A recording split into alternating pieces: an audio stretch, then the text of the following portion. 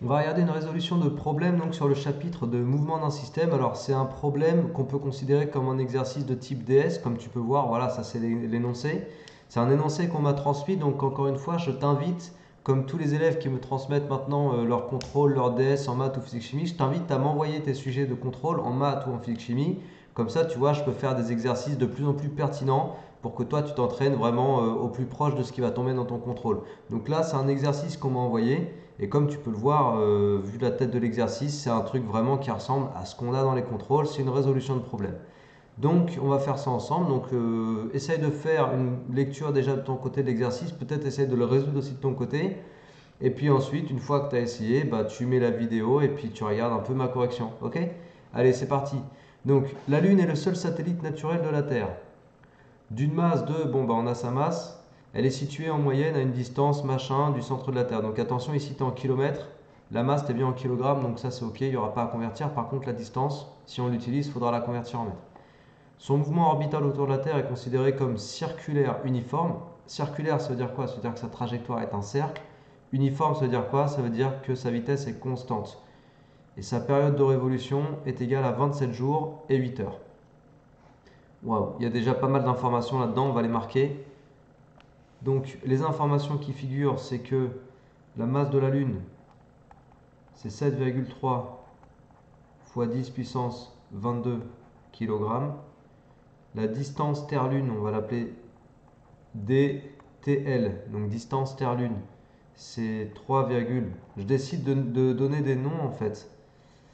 Parce que ailleurs dans l'énoncé, on m'a pas nommé ces informations, donc c'est moi qui décide de les nommer. Ça, tu as le droit de le faire, ça t'évite de te balader des valeurs sans les nommer, tu vois. Si on te les avait nommés, bah, tu donnes le nom qu'il te demande, mais là, ils ne sont pas nommés, donc bah, écoute, on choisit les noms qu'on veut, quoi. Voilà. Et puis la période de révolution, on va l'appeler T, grand T, comme période. C'est 27 jours et 8 heures. Voilà. Donc ça, on pourra le convertir aussi en secondes, si à un moment donné, on en a besoin. Ok? Allez, sans souci. Alors, on a aussi la constante gravitationnelle grand G qui intervient dès qu'on parle de force d'interaction gravitationnelle. On rappellera tout à l'heure, on rappellera l'expression. Et on a la masse de la Terre aussi, mt. Donc, tu vois, c'est cohérent avec le fait d'avoir marqué ml pour la Lune. Voilà. Question 1. Sans souci d'échelle, faire un schéma représentant la révolution de la Lune autour de la Terre. Bon, sans souci d'échelle, c'est-à-dire on ne se préoccupe pas des ordres de grandeur, des échelles, des machins. On va juste représenter. Alors moi je fais des points hein, pour représenter les choses, je fais juste des points. Donc là je vais représenter un point qui modélise la Terre. Alors attention, je vais essayer de faire... Ouais, bon, c'est pas très beau. Allez, je retente. C'est pas plus beau, mais à la limite c'est mieux qu'avant. Alors je vais remettre ma Terre un peu plus au centre, voilà. Et puis là c'est la Lune. Alors la Lune je vais la faire avec un point rouge si tu veux. Ok, donc elle tourne sur son orbite. Après tu peux mettre des légendes si tu as envie, tu peux mettre voilà, un trait comme ça. Orbite lunaire. Ok, hop. Et puis, sans souci d'échelle, représenter la révolution de la Lune autour de la Terre. Voilà, on peut mettre un sens de révolution sur. Ok.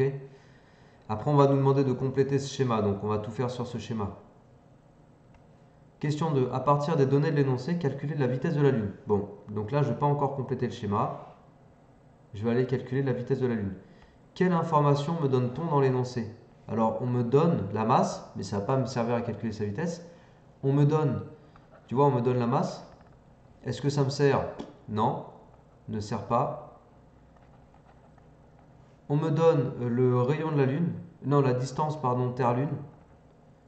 Est-ce que ça sert? Ça peut servir, parce que si j'ai le rayon, donc la distance, ici, là, attends, je vais te l'indiquer. Sur mon schéma, en fait, c'est cette distance-là qui est indiquée. Finalement, c'est le rayon de la trajectoire, tu vois. Et le rayon de la trajectoire, si je le connais, ça me permet de calculer, du coup, le périmètre de la de l'orbite. Donc ça me permet de calculer la distance ou la longueur d'un tour complet. Ça, c'est pas mal. Et puis on me donne la période de révolution. Et ça aussi, ça peut servir. Parce que du coup, comme la trajectoire, comme le mouvement même, comme le mouvement est circulaire uniforme, du coup la trajectoire est un cercle, et vu que c'est un cercle, trajectoire égale cercle, du coup ça me donne accès à son périmètre, que je vais nommer grand P, et le périmètre d'un cercle, tu sais que c'est 2π fois le rayon, et là le rayon je l'ai appelé distance Terre-Lune. Ok? Si on prend ma notation, le rayon je l'ai noté distance Terre-Lune, t'es d'accord? Donc du coup j'ai accès au périmètre de l'orbite, par cette formule-là, 2π fois la distance Terre-Lune, et puis deuxième point, tu vois, deuxième conséquence, alors la première conséquence, le mouvement est circulaire, donc ça me permet de déduire ça. Et puis la deuxième conséquence, le mouvement est uniforme, ça me permet de déduire ce que je vais écrire ici. Et ce que je vais écrire, c'est que la vitesse est constante. Ça veut dire que pour la calculer, cette vitesse, tu as accès à toutes les formules de la forme vitesse égale distance divisé par durée. C'est-à-dire la vitesse, tu peux la calculer en divisant une certaine distance par le temps que tu as mis pour parcourir cette distance. Bah, il se trouve, dans le cas d'une trajectoire, si tu pars de ce point et que tu fais un tour complet, la distance que tu auras parcourue, c'est le périmètre. Et en combien de temps tu l'auras parcouru? Bah, tu l'auras parcouru pendant une période grand T. Tu vois, pendant une période. Une période, c'est justement par définition le temps que ton objet va mettre pour faire un tour complet de son orbite. Du coup, c'est génial parce que tu as accès à cette relation. La vitesse de la Lune, elle est égale au périmètre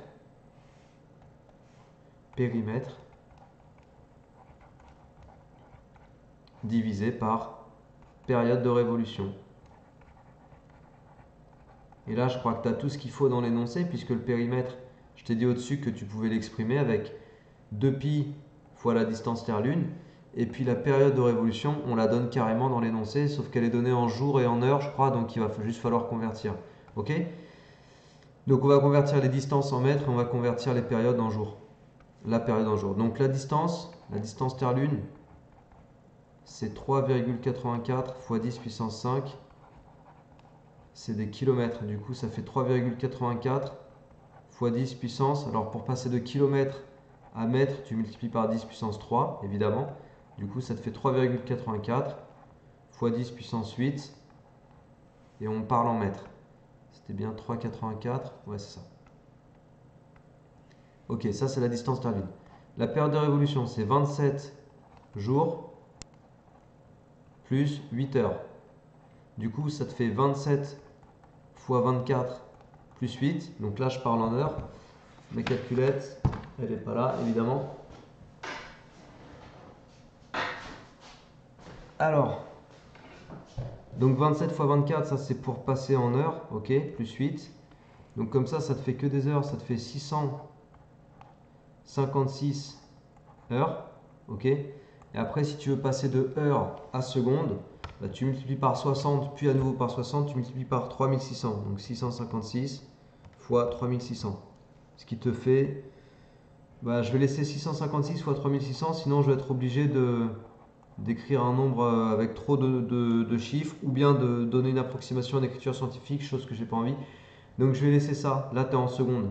Ok, donc dans notre calcul, on emploiera ce nombre-là, 656 fois 3600. Là, ça me donne la période en secondes. Ok, donc maintenant que j'ai la distance en mètres et la période en secondes, donc je change d'écriture pour te donner la conclusion. La vitesse, c'est 2π fois la distance Terre-Lune, donc 2π fois le rayon, divisé par la période, c'est-à-dire 2π fois 3,84 fois 10 puissance 8 divisé par 656 fois 3600. Et on donnera le résultat avec... bon, on mettra 3 chiffres significatifs.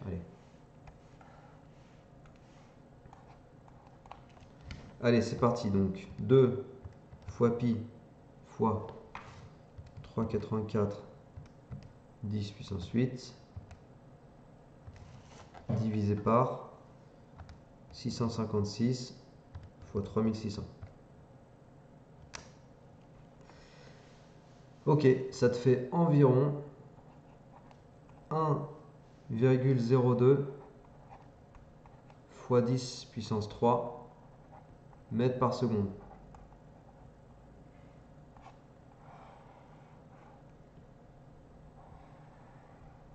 Voilà, ça c'est la vitesse de la Lune sur son orbite. Ok? Donc tu as vu le raisonnement qu'il a fallu tenir, il a fallu prendre en compte la période de révolution et le périmètre. Donc ça c'était les informations de l'énoncé à extraire. Et à partir de là, bah, tu as vu, on a pu aller sortir la vitesse de la Lune sur son orbite. Maintenant, on peut imaginer et anticiper que dans l'exercice, on va vouloir vérifier cette vitesse par une autre méthode. Donc on va voir ce qu'il nous demande. Soit ULT, le vecteur unitaire porté par le rayon TL joignant le centre de la Terre au centre de la Lune et orienté du centre de la Lune vers le centre de la Terre. Donc c'est un vecteur unitaire qui va nous permettre d'écrire la force d'interaction gravitationnelle. On te dit que ce vecteur il est orienté du centre de la Lune vers le centre de la Terre. Donc on va le positionner sur notre petit schéma. Alors ça je vais l'enlever. Je vais représenter en fait le segment, voilà, qui relie les centres de la Terre et de la Lune. Et sur ce segment, je vais positionner, tu vois, le vecteur ULT. Donc qui relie, enfin qui donne l'orientation du sens de la Lune vers la Terre. Qu'est-ce qu'il me demande d'autre? Donner l'expression vectorielle du vecteur force modélisant l'action exercée par la Terre sur la Lune en fonction de ULT, puis le représenter sur le schéma sans souci d'échelle. Donc nous on a représenté le vecteur, on va aussi représenter la force et après je vais te donner son expression. Donc la force qui s'exerce, qui est exercée par la Terre sur la Lune, voilà comment elle est, sans souci d'échelle, hein. Elle est orientée comme ça. Je vais la nommer F de T sur L. Ok, force exercée par la Terre sur la Lune. Et son expression vectorielle, donc attention, ici on te demande bien une expression vectorielle. Expression vectorielle de F de T sur L, c'est quoi? Ça, il faut savoir faire, hein.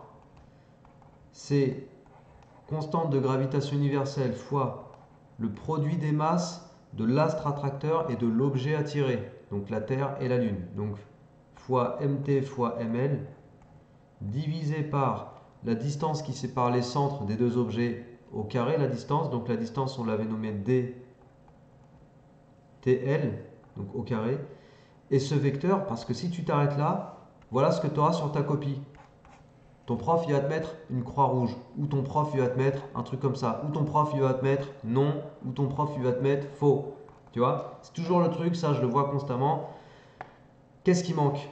Bah, il manque tout simplement le fait que ton vecteur, enfin, f là, c'est un vecteur. Ici, c'est un nombre.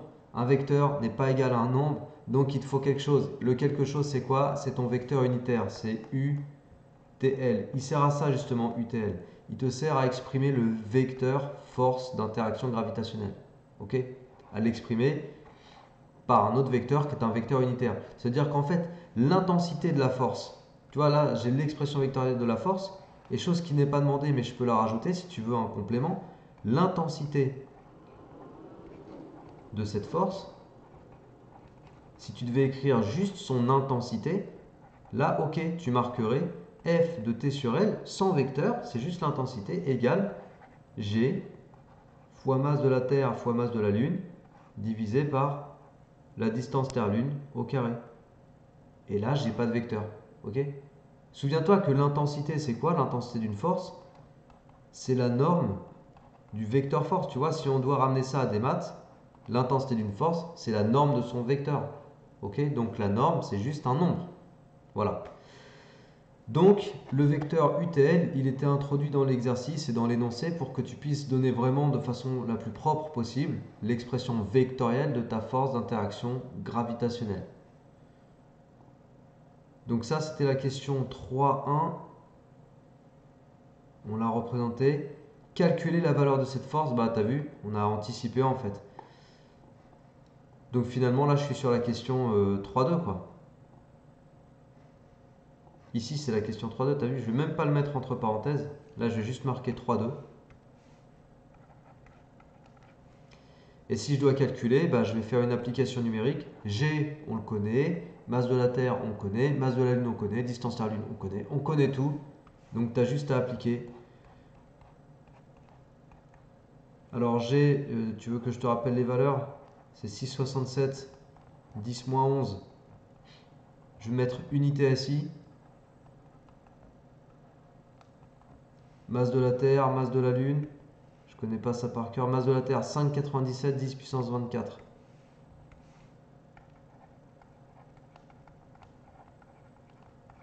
Kg. Masse de la Lune, 7,3, 10 puissance 22. Kg. Et distance Terre-Lune, c'était 3,84 fois 10 puissance 8 mètres. On l'avait déjà utilisé tout à l'heure. Donc on fait l'application numérique avec ces valeurs. Il faut bien que tu penses savoir la distance en mètres, hein. Si tu la laisses en kilomètres, bah laisse tomber, c'est faux. Il faut vraiment à chaque fois se mettre dans les unités du système international. C'est très très très important à penser ça. Combien d'erreurs à chaque fois sur les copies qui ressortent parce qu'il n'y a pas eu la bonne conversion d'unité, etc. Et ça, c'est des points qui s'en vont. Tu vois, les points, ils s'envolent. Et puis, ils ne reviennent plus jamais après. Donc, 10 puissance 24 fois 7,3 fois 10 puissance 22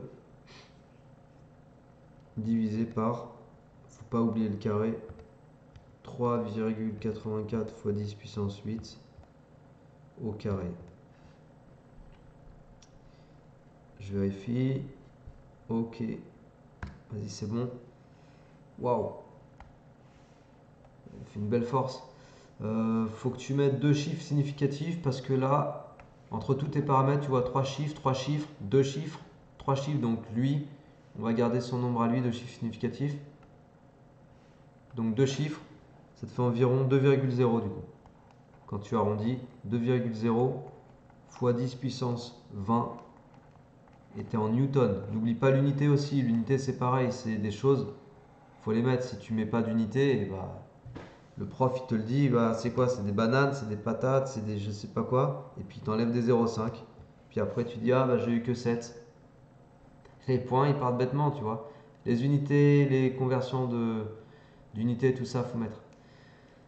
Ok, alors on en est où? On en est dans la deuxième partie de l'exercice. Allez, je vais faire ça en deux vidéos, sinon ça fait des vidéos trop longues. Donc là, je m'arrête là pour cette vidéo-là. Et je te fais la suite de l'exo dans une deuxième vidéo. Ok, donc voilà, n'hésite pas à regarder la suite. A tout de suite.